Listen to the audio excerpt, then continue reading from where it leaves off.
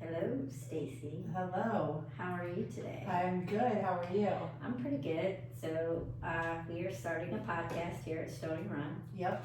and haven't officially got a name. I was thinking all about the dog because we're all about the dogs. Yep. So, I thought that might be a good one, but we're going to go ahead and skip right past naming it and right into doing it. All right. Sounds good. So, I'm Dawn.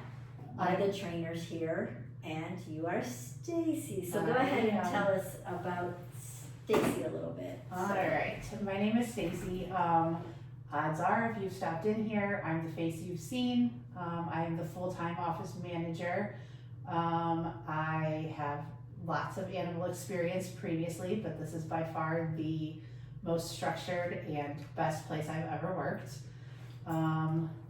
Yeah, I've been here almost 6 years, minus about a 9-month leave of absence temporarily. Other than that, I have been here pretty much through thick and thin, through it all. Yeah, I started when we opened, but I also have had a couple leave of absences, which is kind of awesome about here. When I need time for family or whatever, they've allowed me to take off. And support me through it as well as let me come back, and that's one of the great things. We got some pretty awesome benefits working here. We do, absolutely.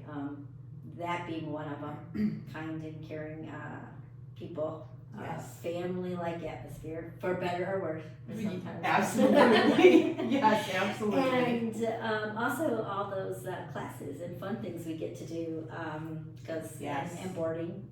I love that because. Honestly, and I know I work here, so maybe it doesn't hold a ton of water, but this is the only place I would ever board my dog. Yeah, and when new people start here, one of the first things they say is, wow, we get to do all of this and they don't charge us. Like, they absolutely go above and beyond for our own personal dogs. Yes, we got a great set of benefits here. So along with that, you are the front end of everything. Like I said, I'm a trainer. I've been training here since we started. I am not here full time. Once upon a time I was, but I now have like 7, 8, 9, 10, I don't know, grandkids and some on the way. Like I can't even keep track anymore.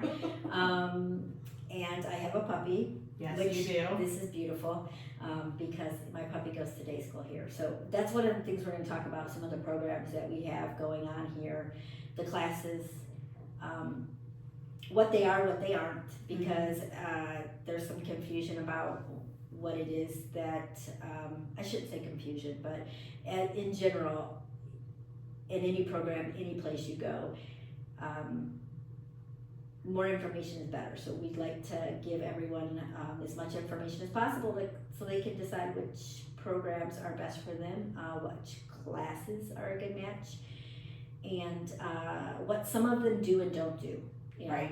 As far as for example, I teach reactive dog class, and you're not going to walk out with Lassie per se, Right. But there's a lot of great improvement that you see in those classes, and you do come out with all the tools you need to continue to move forward. And the goal is, if my dog is Rex, for me to have the best possible Rex that he can be. Yes. Right? All right. So I thought we'd start by asking you a little bit about some of the questions maybe that you get, because you answer the phone, you do the tours, you are the face up front. Right, yes. So go ahead and throw them at me, because I thought this would be a great time for me to answer those questions. So the number one question I get asked constantly is when a new client calls, they want to know what the difference is between daycare and day school. Oh, yeah, there is a big difference. First of all, our daycare program is top notch, and I say that because we have some amazing people, and our kennel manager especially, Yes. Shannon, shout out to Shannon, who is really great at pairing dogs for play groups. So our play groups are not nonstop play all day long. Correct. Yes. Which causes for a lot of over-arousing behavior, which causes for potential for bad things to happen. So I know some places it's big dog play group, small dog play group, whatever it is. Here it really is dependent on your dog. Every Yes. dog is placed in a play group or not, because we'll get to that as well, based on who they are and where they're at in that social sphere, right? Yes. And it can even change depending on each dog's age. Absolutely. So exactly what popped into my mind when I was saying that is, dogs, their sociability is on a spectrum. So some dogs are very social, some dogs are not social at all, don't want nothing to do with dogs. A lot of dogs kind of fall somewhere in between. And it does change. So when they're young, a lot of times they're much more accepting. As they get older, they're less willing to deal with the antics of other dogs. And, as a person, I relate because the older I get, the less of some behavior that I want to deal with. So I get it. Those dogs that don't really want to play. And that's where our daycare program is a little bit different. So even dogs that don't play come here and get time in the yard by themselves in the playground. They might play ball. They might, whatever it is they enjoy. Long walks on a long lead on, and we got 20 acres here, so that's pretty amazing. A little pond, all kinds of good stuff. And we have the barn, so we have the opportunity for the dogs to go through the barn, look at the goats, the horse, smell goat and horse manure. Yep, absolutely. Goose manure by the lake. All the good fun stuff that they love. And so even dogs that aren't social can still have a good day of daycare. Yes. That also helps them if they board here. So they come here, they know the place, they're comfortable. It's a win-win. It is, and I would say the majority of our dogs that aren't in play groups are still dragging their owners through the door because they love it so much. Yeah, we get a lot of that. They know they're coming and they get so excited, lose their mind a little bit. So it is not fun sometimes that drop off for the owners. Correct, yes. And I've seen dogs that don't want to go home too, which is, I know, not what you don't want your dog not to be happy to see you, but it's not that they're not happy, it's just they have a lot of fun here. But yes, our play groups are very structured. There's some big ones with like 20 some dogs in it. I've seen there are some big play groups, but everybody gets along. You have those that kind of just exist and ignore other dogs. You got those that are actively playing. Then you have some small play groups where it's just 2 dogs. Yeah. Even. Yeah, we have 3 quite a few dogs, that 4 come dogs. that are more one-on-one, and we know what dogs they can and can't play with, so it's still just finding that right fit for them. So, and that's what's remarkable about our daycare program. But that's the daycare program. They're lodged in the kennel or the rec center. They have walks and they have playtime. Of course, all of those things, potty breaks. But our day school program is less play. Not that there isn't any ever. It's usually just more appropriate puppies when we're doing some socializing and things like that. It's structured. It's training, and we have anywhere from 2 to 3 trainers a day. Each trainer gets 5 dogs, and throughout the day, there's potty breaks, there's walks, there's enrichment, but there's also a lot of training. And they go. Obviously, if a trainer has 5 dogs, they're taking turns. They're going through the cycle, working each dog for so long, and then the dog goes back into the crate and move on to the next dog, and then we come out and we cycle through quite a few times, and each dog gets some of what they need, some of what mom wants, and some of what we think they need. Right. So that's kind of how we structure our day. We break it up into 3 groups. We have things the dogs love to do. We want to make sure that they get some of that time. We know we take an intake form So what mom, dad, guardian, owner, whatever you want to call it, whatever they are looking for, we make sure we're working on that or the building blocks to get there. Because Right. sometimes they're not, if you want a 10-minute stay, most dogs aren't ready for that. So, I mean, that's an extreme example and no one's ever asked for that. So I'm just throwing that out there. But we would work to reach that goal. And whatever building blocks need to be put in place, we do that. But also, we see some things maybe that as trainers that we look at and be like, they didn't ask for this, but the dog needs this. Right. So a lot of times that's just some basic impulse control, some focus work. Typically no one has ever asked me to train their dog to lay there and be calm while they do something, whether it's be on the computer, on the phone, whatever. But that is a skill that dogs need, and they don't necessarily just have it, so it's trained Right. as well. So we do work on things that we know will work in all households. Sometimes that's just being calm. Right. So having fun is great. Getting, doing things that helps for them to get that energy out, as people like to say, is in there as well. But sometimes it's literally learning to be calm, because that's not something they naturally do a lot of times. Yes. So that's a little bit of the difference between the day school and the daycare program. Daycare is, we're taking care of your buddy. I have a mascot back here, and no, we do not board cats. I'm sorry. These are Although I would like to. these are barn cats, if you can't tell. So, no, our softies here, we have barn cats that we couldn't stand to see them in the barn, so now they're house cats, office cats, here in the house. No, so we have a daycare. We take care of them. We provide what they need, and they have a lot of fun. Think of it as camp. And day school is a camp, but much more structured. So as far as it is training as well.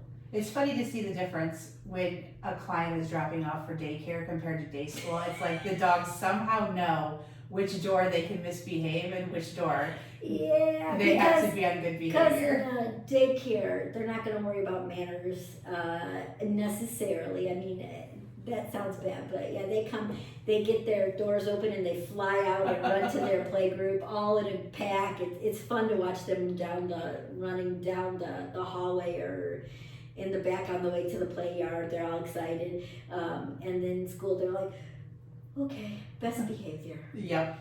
So, although sometimes when it's time to go home, they're like, they all know, and at pickup time, from the first pickup to the end, of course they hear the doorbell, so they know. They're like, my turn to go home.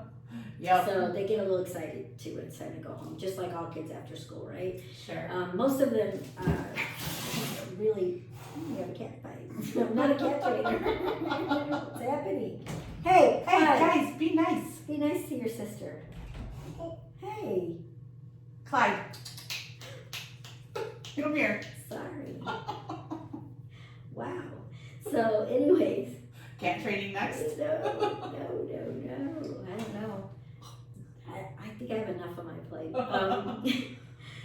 So, anyways, they enjoy day school, and some of them will say they get excited to come, but it is 100% different. We do work on them focusing on the handler and ignoring the dogs, Right. and ignoring the peoples, and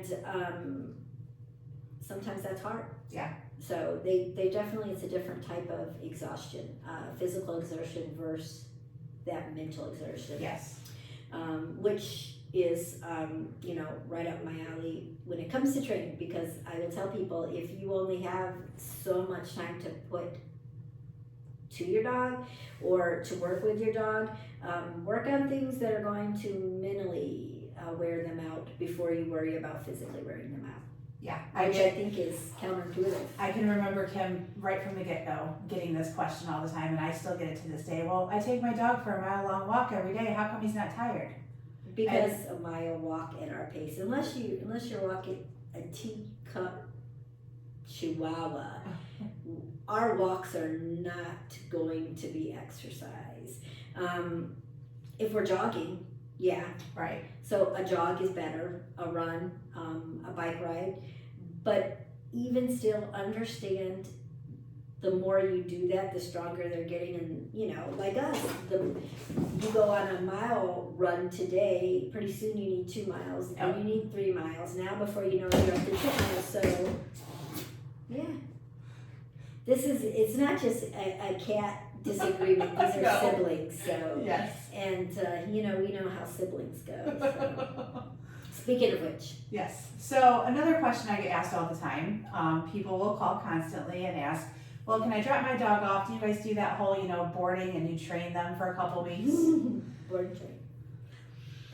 So, we have done board and trains. We can do board and trains. My take on board and trains. Unless things are changing in the environment, even if we change the behavior here, we get the behavior we want. As soon as they go back into the same environment, Yep. the old behavior returns. So with board and trains, it really needs to be a combination of you're taking classes and we're doing a board and train. Right. And so quite honestly, with our day school program, you get more bang for your buck if Yep. you do day school with classes. Yep. And we've tried to encourage people to do that because it's spread out longer. You get to work through more because of that. Now, mind you, I understand that sometimes taking classes with your animal, it's not just that it's time consuming, because it is. We all have busy schedules. But sometimes we dread it because we don't want to go out in public with our dog's behaviors. Yes. So what I will tell you is we are not judgmental here. We are all about setting you up for success so you can set your animal up for success. So we most definitely will make sure that you get into the right class. Yes. With the right instructor, because we all have different strengths here, which is a beautiful thing. And that you get through that obedience that you need, but then we very much are geared to try to get you into a fun class with your dog. Because fun class, not only does it go back to that mental exhaustion, Yeah. not only does it mentally wear out your dog, but it also increases that bond between the two of you. And when that bond increases and you're reading each other better, everything seems to fall in place. It does. And I know it sounds simple, and I'm not saying if you have a dog with severe separation anxiety or severe resource guarding, that you come take a terrible teens class and then you pop into nose work and your dog is fixed. That's not at all it. There are some things that require behavior modification, but a lot of the behaviors that we see, I would say a good percentage of the behaviors that we see are normal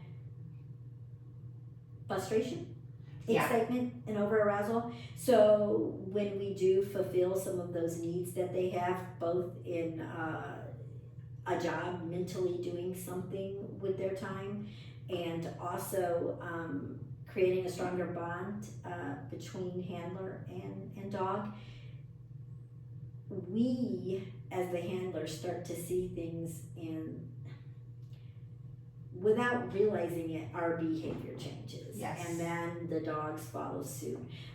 It's not quite magic, but it's as close as we get to magic here. I think sometimes I would really like it if I had a magic wand, and I think sometimes people hope that we do, but there isn't anything I can wave over your dog and create the behavior you're looking for. But we do have a trusted formula for success, Yes. and the longer I'm here, the more I see it work. It just starts clicking, and it's a beautiful thing to see. It does, especially when the owners are getting more and more involved with them. Yes, and I'm coming at it from a behavior background too, so I teach the shy, fearful, reactive dog, a little bit of terrible teens.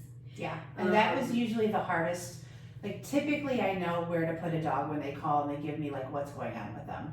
but we've now created this workshop Yeah. for the people that call, and I'm like, in all honesty, I'm not quite sure whether you belong in shy, fearful, or reactive, or even just as simple as terrible teens. So let's get you in front of Dawn and let her figure out. So what are some of the questions you asked during that workshop? So honestly, it's the intake form that we send out before that I get most of my information. Okay.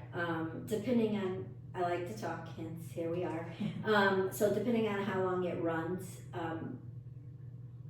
there are times when I'm able to get some spoken information, Sure.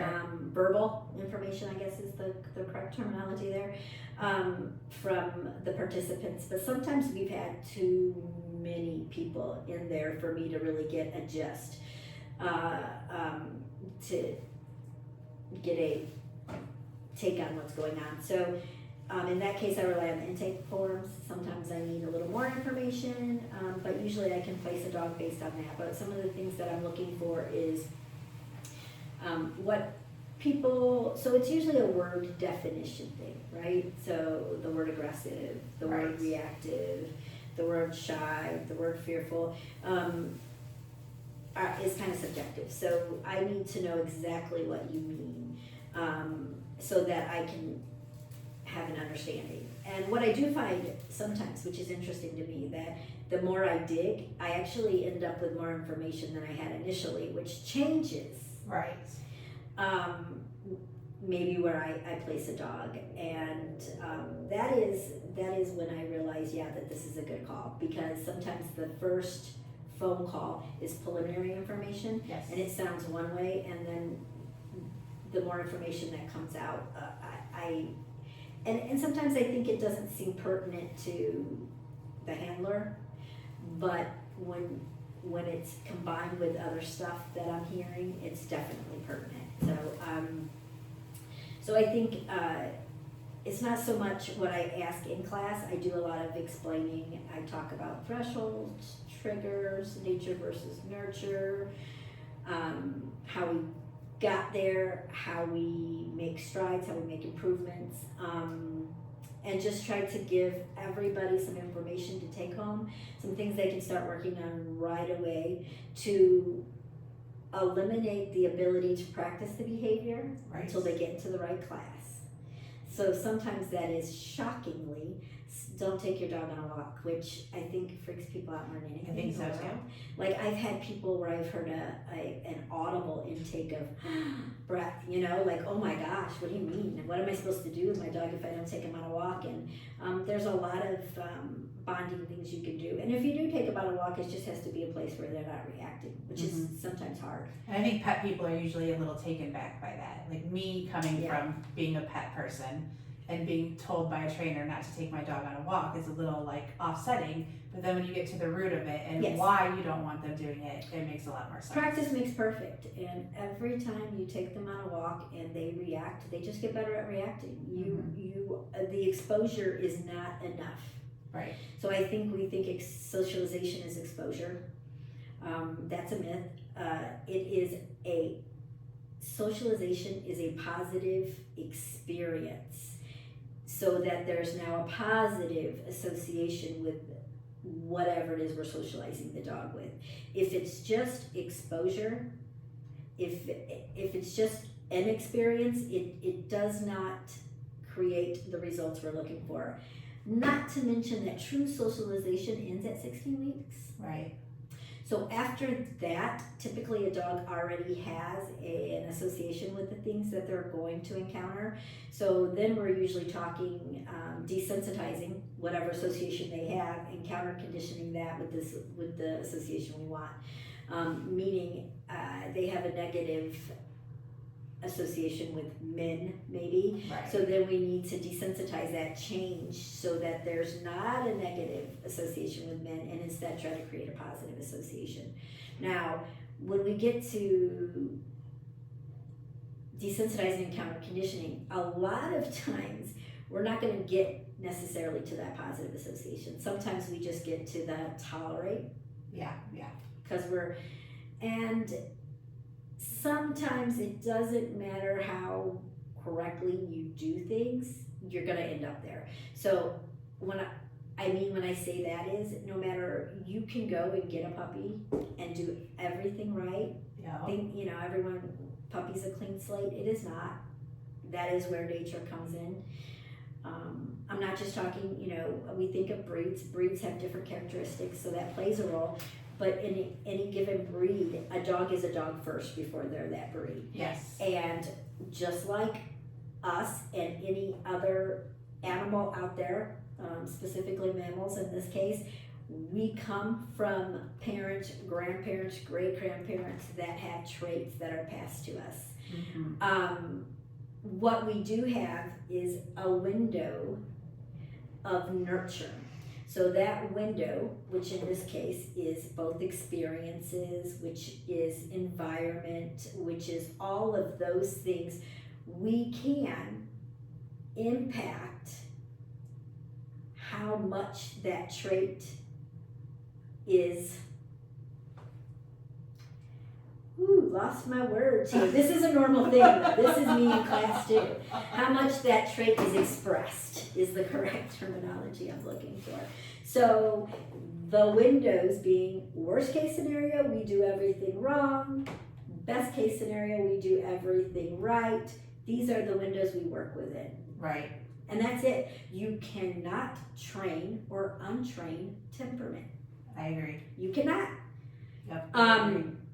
But you do have that window to work in, and it behooves you to work within that window. And then when you get to that best case scenario, if it's extreme behavior, then we can look at other options. So, and not to go off in this tangent, medication to medicate or not medicate. When we're talking about some things, it is not my purview. I cannot recommend. I can just support people along the way as they make their decisions. But medication is never an answer in and of itself alone. Training is a must to get to that best case scenario, and then beyond, if we do need some psychotropic medication. And then sometimes the two together, just like in humans, therapy and medication, and sometimes just therapy is enough, and sometimes just training is enough. Mm-hmm. And some things, believe it or not, management is enough. So I have a puppy that is now getting into garbage cans, so I just bought garbage cans with lids. Like my big one has already had a lid, but the bathroom ones. Yeah. I hear Sharon, one of our trainers, say it all the time. What do I do about counter surfing? Don't leave anything on the counter.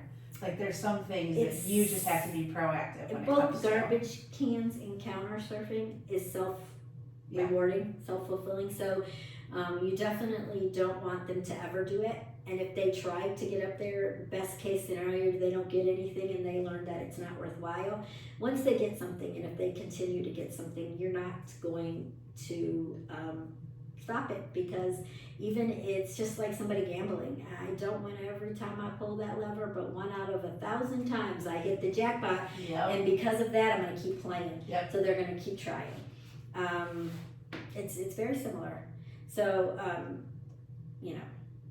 in our world, we don't go the aversive route and put like mouse traps up there for them to get their. No. That's extreme, but there's other ways to prevent it, and that's just don't put nothing up there where they can reach it. So, sometimes that is so much simpler than trying to swim against the current. We don't get anywhere, and that's kind of what training looks like in those self-fulfilling areas.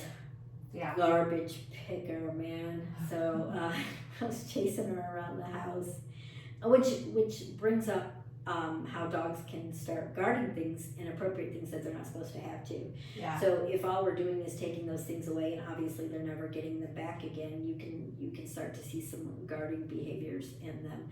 And so it's important to teach a really strong drop it, give early on, and then make sure we're trading for something appropriate, and they understand that that we don't just take things from them, because I've seen it in puppies, even puppies good temperament, you know, enough things are just taken away because they explore the world orally, because I mean they don't have hands, so Right. everything we do with our hands they do with their mouth, so they want to pick everything up and test it out, and if enough things get taken away they start to think that they see us, and if they have something really good we're going to take it from them, and then they can't start guarding. So we want to eliminate that in the beginning by very early on, start trading toys for toys and trading like objects and teaching a drop and making sure that they're getting a lot of good things from us, so that when we do need them to drop something that they're not going to get back, it's the minority of times Right. versus the majority. So Yeah, that is one of the questions I get asked a lot too, is about resource guarding. mm-hmm. And then another question that people will call and they'll say, well, my dog just suddenly got into a fight. And I remember early on, you guys always talking about how it never just suddenly happens. There were things leading up to it. But again, pet people like myself don't sometimes see those signs. Or a dog bit out of nowhere. Yes. Because another one. Yes. And then you later get into more details and you're talking to the people and you find out that they've recently moved. They got into a relationship, they have a new person living in the home, and you find out that all these things are kind of leading up to the incident that happened. Yeah. So how do you deal with something like that? So I think being empathetic and being understanding goes a long way, both me to the person I'm talking to and them with their companion. So very much imagine living in a world where you have very little control over what happens. You're given your meals, you don't get to pick them, they're put in front of you every day. You don't get to decide when you go somewhere or what you do. Someone else is always making those decisions for you. And and if you're smart, that can be a lot in and of itself. But then all of a sudden everything changes. The place where you live changes. The people you live with changes. All of a sudden there's a new animal there. Yes. And a lot of times we think that they should be able to just be like, okay, I'm good, I'm with my person, so nothing matters. No, that's not the case. That is what we call a stressful experience, and stressful enough to put a dog just over threshold. So things that normally they wouldn't do, now there's issues. There might be regression in house training. There might be issues with a dog that they've always got along with. There might be some resource guarding over things all of a sudden, because they are like, well, this is my food bowl, this is my bed, this is my crate, this is the only thing I have control over. And yes. So they want to then get control over those things. I'm not saying that those automatically happen, but I think we should make sure that we understand that those things can happen. And the best way to do that is very controlled. I think when you move into a new house, instead of them having the run of the house right away, one room at a time, kind of like when you bring a puppy home. Lots of time out. If there's new people, breaks from the new people. If there's new animals, a lot of time away from the other animal, only maybe with that animal on a walk and when they're both really chill. Lots of extra attention goes a long way. Extra walks, extra playtime, extra yummy things in the crate. Just help them start to have a positive association with all the new changes. So that goes a long way. But yeah, I think sometimes we have very high expectations for what our pets should be able to handle. And if we're honest, sometimes we don't handle smaller things as well as we want them to handle the big things, if we're being honest. And that includes myself. So I sometimes have to take a step back and stop being, remember that I'm also a learner. I am not just a trainer, instructor. I'm a lifelong learner as well. Oh, yeah. So as a learner, I try to keep that perspective. And right now I'm going through puppyhood and moving. She turns 20 weeks today. Wow. Today, in fact. So that's 5 months, which is normally when that teenage stuff just the starts start of to it. rear the head. She is the run, so she's been a little behind in most things. So I'm hoping that we have a little more time before the teenage starts to come out. But I'm also just started teaching terrible teens, and I told them I'm going to be going through it with you all the way through. So it's interesting. Yeah.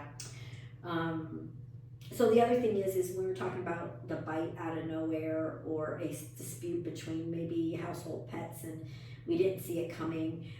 All of that is little things, and a lot of that is body language. So one of my big things in class is body language. I know it is. So a lot of times our pet is telling us a lot and we don't get it. Mm-hmm. What we do understand is the vocal, the growl and the bark. Yes. But unfortunately, we also sometimes correct that. I was gonna say a lot of people, Yell, want to stop or yell at their dog when they start to growl. So if our dog is growling at the other dog, we yell at them because what we're yelling at them is we don't want a fight, we don't want a bite. Right. But they don't understand that. They just think they're not supposed to growl. Right. And if we're not understanding their body language and then we're eliminating the verbal language, there's nothing left but a bite. Yep. Or a Yeah. fight. Yeah. So, and the bite, also a lot of times with kids, I think we most definitely don't want our dog growling at our kids or our grandkids. But a growl is a very, very, very important verbal marker. It is a good thing. It is inhibition. It is, I'm not biting you, even though you're annoying me, and I've been telling you that with my body language, but no one seems to notice. Right. So now I'm going to correct you verbally. Yeah, and let you know Back I'm very up. I uncomfortable. don't like that. I'm uncomfortable. We don't want to eliminate that. Yeah. We want to say, okay, wait, what's going on? Was the growl appropriate? Junior sticking his finger in the dog's eyeball. Appropriate. Right. Junior, don't do that anymore. Yeah. The baby just toddled by. Not appropriate. How can we prevent it? First, by understanding that toddlers are very unpredictable, and if your dog has a little bit of nervousness or anxiety, a toddler is enough to provoke it. Right. I mean, all the toddlers in my family are enough to provoke it in my husband, so why not a dog, right? Yep. He's I like, see you cringe watching some of those TikTok videos and everything with the babies and stuff. yes, Crawling all the all time. over the dogs because you're seeing what typical people don't see Yes, when it comes all to the dog body and the body language, the language. well eye, the Yeah. ears back, they are tolerating it, but they don't like it. Right. And so right now they can tolerate it today, maybe because they feel fine, but what if all of a sudden they have a pain in their back? Mm-hmm. They can't tolerate it anymore. And what if the couple times the dog's growled, we yelled at it for growling at the toddler? Then the dog can't tolerate it because it hurts, it's in pain, and it's not allowed to growl. It's just gonna nip. Mm-hmm. And, it's gonna be, unfortunately, the dog's fault. And we're gonna say it came out of nowhere. Right. He's always allowed it. He never had a problem with it before. Right. Well, maybe he did. You just weren't seeing that it was a problem. Yeah. Long story short, yes, the things that we expect our dogs to tolerate are ridiculous because we wouldn't tolerate it. Right. Even greetings and strangers coming up and touching them and reaching for them. Like if they did that to my grandchild, Yeah. Yeah. I would be going to jail if someone walked right up and started grabbing on my grandbaby. So I think that's important to remember too. But also, we want those verbal markers. we want to start paying attention to body language, and then that's the way to avoid those growls, is to pay attention to that body language, and we can nip it in the bud before it even gets to a growl. Meaning, if the dog is uncomfortable, remove the toddler, remove the dog, one or the other. They don't have to be around each other 24/7. A dog can get a break and go to its crate and relax. We don't want to be around our significant others 24/7. Yeah, no. God, I love my husband. We've been married 31 years this year. We've been married, but I definitely need a little time apart. Yeah. And I definitely need my own safe place to go to when he starts to get but I feel like I'm starting to get that way about the world. Like, I'll just go hide away in my basement, which is where my bedroom's at. I've got a little family room down there. I mean, you don't have to see me ever. Like, I'll just be down there. Oh yeah, this is why I stay single. It's just me and the dog. So my mother-in-law lives with us now, so my husband and her will watch movies upstairs. If he wants me to come watch a movie, I'm like, I don't watch the movies you watch, first of all. Second of all, I'm safe and secure down here with my dogs. I think I'll just stay down. I feel bad. I'm like a Debbie Downer. I'm not a very joiner nowadays. But me neither. But if it's a movie I like, I'll go up and I'll join them. So I almost feels like I'm gracing them with my presence. But really, it is, if I am not enjoying it, I'm not in a good mood, and I don't want to spread that. Yeah. So anyways, any other questions you got? Sure. So I usually tend to talk about this in a lot of tours too, and people will tend to ask, and I mean, coming from different dog facilities and having that experience, this one by far is different than any other place I've ever worked. Yes. Because of one reason, really, and it's because she could bring pet people and performance people and people like you who are all about the body language and the reactivity and more of the behavioral, all into the same environment and make it work for all of our clients. Our trainers? Yes. And so when Kim and Sue had this whole plan to create Stony Run, with you even, like, that's in a sense what they had in mind, right? Yes, and I don't even think it was as big as it is. Like, I don't know, obviously, I was on board from the get-go with them. Right. You know, having met Kim years earlier in rescue, and then that's where we met Sue as well. Mm-hmm. I don't know that the dreams were as big or as amazing as the results have actually become. Yeah. Because we talk a lot about the family. How many people work here now that started as clients? But I mean, how many started as clients? Yeah. Like in training classes, and then next thing you know, some of them are literally trainers. Yeah. Like I know Kelly was in my reactive dog class with her reactive. Kelly, Megan. Now she is helping me teach reactive dog. Right. We have Shannon, who was a client first. Shannon, she's the kennel manager. Yes, she was one of her and Megan were around a similar time. They were clients. So her before Megan, but just before it was with Nova. Mm-hmm. And she came to like my intermediate drop-in or whatever I was teaching. It was way before the training center. We were in the rec center.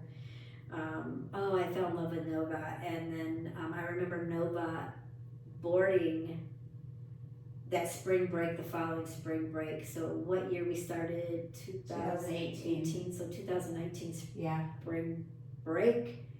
Nova was boarding. That was right before Shannon came on board. Yep. And I remember she had some meds she didn't want to take. Lisa Biller was like, she wants to take her meds. And I happened to stop by. Well, I had class, happened to stop by. And so I sat with her and she took them for me because she had been in my class. But so yeah, Shannon, and then Megan was in class with Johnny Cash. Yes. She came to, like, I don't know if it was CGC I was teaching or if it was just intermediate. All the classes I don't teach anymore. Now. Yeah, she teaches CGC now. All the classes I don't teach anymore because I went straight behavior as soon as I could. And then also Jenny. Yeah. Yes. She's Jenny's done everything here. Classes. She took Shy Faribault with me.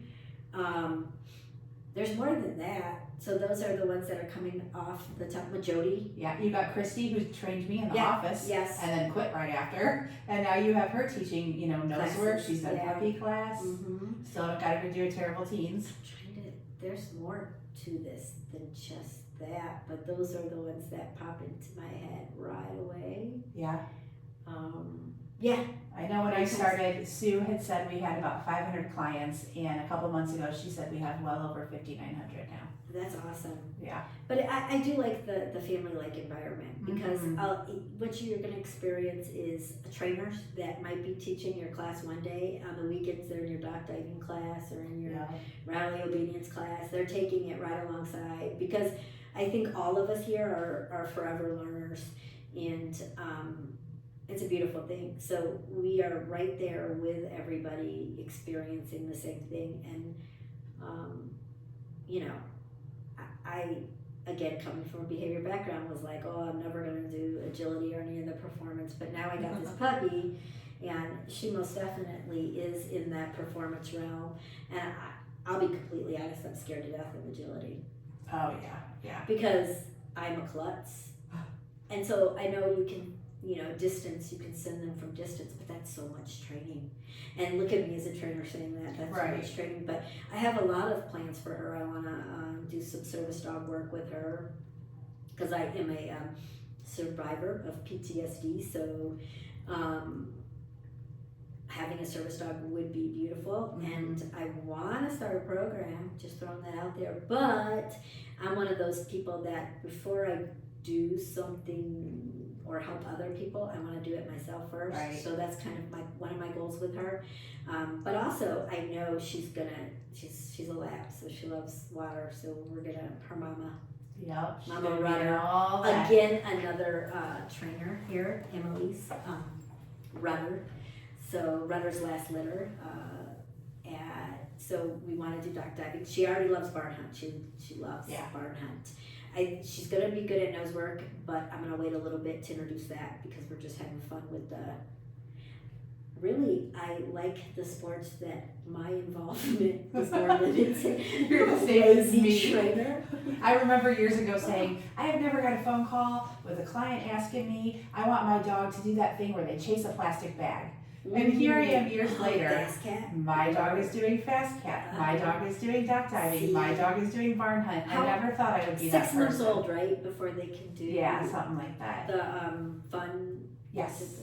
So Laura turns 6 months old June 16th. So she's fast. And you got plenty of time for agility, because I think to compete we have to be 15 months. Well, yeah, and competing probably would never be my thing. Someone else would have to run her for that, because I would sell her short. She's fast. Yeah. Carrie tells me, we have a performance puppy that you gotta do agility with her. She's to be fun agility dog, and I'm like, huh? I'm terrified. Like, not even kidding.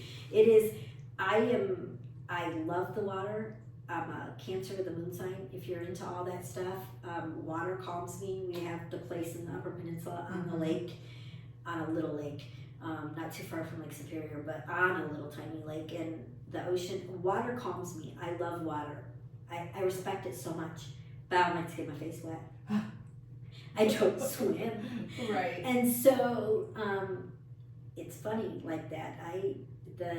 The whole athletic thing, I think it's great, but I like to watch it. There's a healthy respect.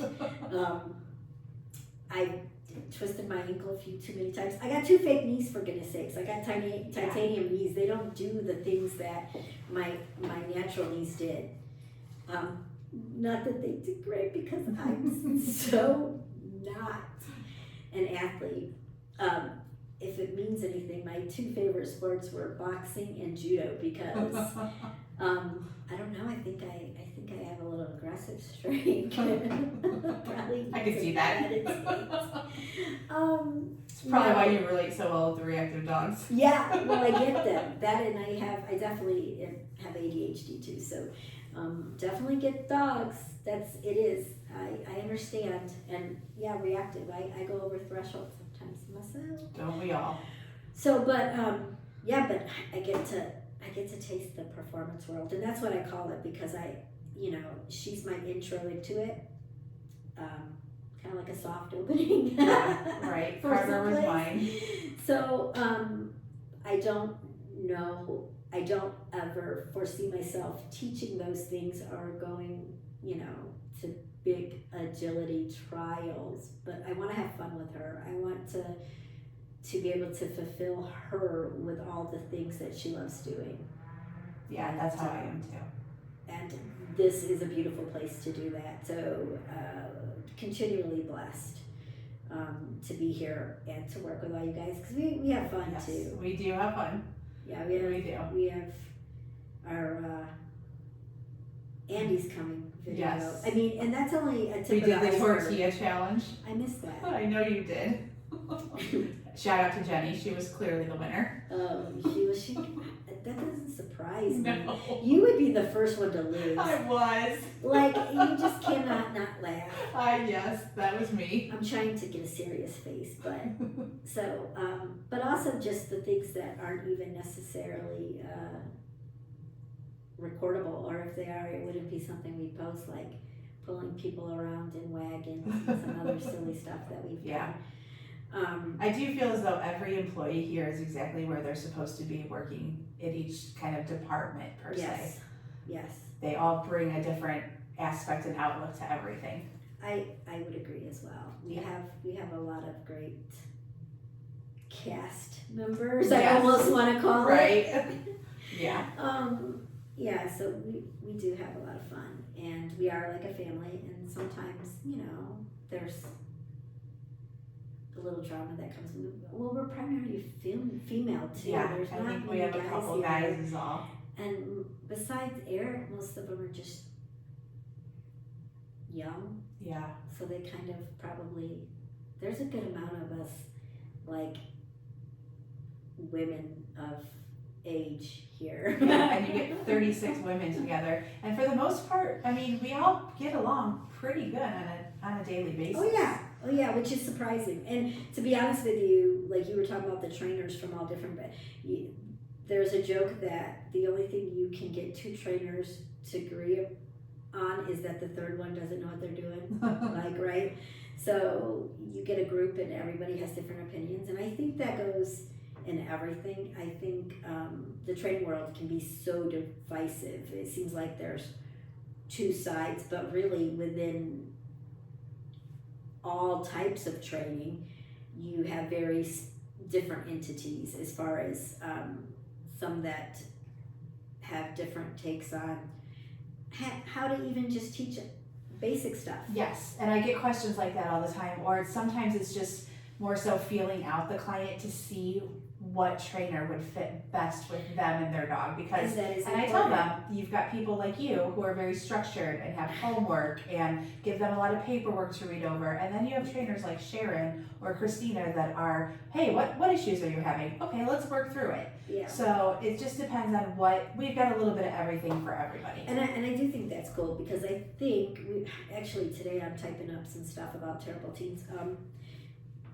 You could take terrible teens with two different trainers and have two different takes, even though the skills are the same. The emphasis and the way they explain it most definitely can be very different. Absolutely. Which is cool, actually, because I actually enjoy taking those classes with my dog, and getting some ideas from them, but also like just a different way to teach it than I would. And my dog obviously is going to get, right, all of the way I teach it, but someone might be able to help me get through to her in a way that I couldn't. Teach it a little bit different. So, and me and Shannon will be the first one to tell a client, hey, we've taken terrible teens multiple times with our dog. Yeah. One, because it's a good class, and two, because there's always something new to learn in a class like that. Yeah, and I think, and each dog will get a lot out of it. Mm-hmm. Like, even where they're at, doesn't matter what level they're on, they're still, because if they've already got the skill, they can work on doing it with more distractions. Right. There's different distractions, and we're able to work at different levels, even with a given class, right? So that's kind of cool. And the best thing you can do is, take those classes, learn those skills, and if you still have something you want help on, getting back to the board and train question, the day school and the class Yes. together can go a really long way. And the beautiful thing about both day school and boarding, if your dog is in a sport That's something we can do when they're that here. we can do when they're here, and it Yeah. doesn't cost anything extra if they're boarding, and they have taken a dock diving class and they've signed a waiver, we can take the dog dock diving throughout the day, once a day to mix in with their playtime and their walks. Same with day school. One of the outings that we work could be in the pool. Right. Nose work, if your dog is boarding and is a little nervous, and we can do some nose work with your dog to help them get out of their head. Yeah. In that way, that part of their brain, their hind brain, and get into that thinking part of their brain, and that helps them settle in and get more comfortable. So those are all great things. But if you go to day school, you're already working on these skills in terrible teens or nose work, and you send your dog to day school, you have the added advantage of those of us that maybe specialize in those things, helping with timing and marking to help your dog progress to the next level. And I think that's a great added bonus. So Yeah, I agree. any more questions? I don't think so. Well, it was fun talking with you, Yes. Stacy. So remember, if you call or stop in, it's probably Stacy you're going to be talking to. Make sure you ask about Carter. Carter's your dog. Yes, my pride and joy. Her best friend in the whole wide world. Best dog ever, as I'm sure everybody thinks about their dog. Yes. And come and see us. Yes, thank you. Thank you.